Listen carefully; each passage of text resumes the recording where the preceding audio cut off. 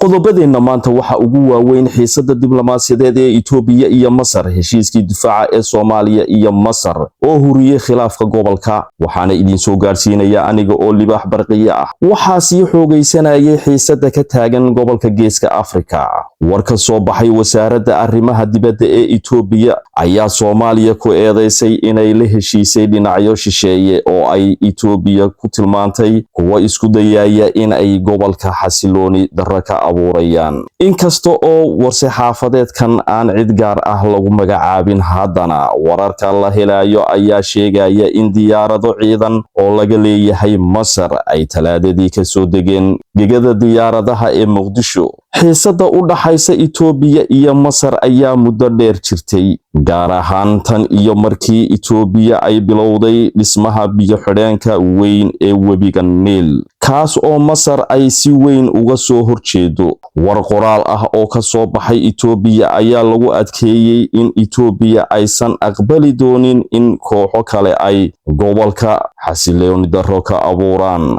dhanka kale Masar ayaa u muuqata inay ku lug yeelanayso arrintan iyadoo sanadkan xiriirka u dhaxeeya Soomaaliya iyo Masar uu sii xoogaystay kadib heshiiskii ay Itoobiya la gashay Somaliland sidoo kale Masar ayaa Soomaaliya gaarsiisay gargaar military talaadadii halkaas ayuu warkeenu caawa inoogu eeg yahay la socda wararka dambe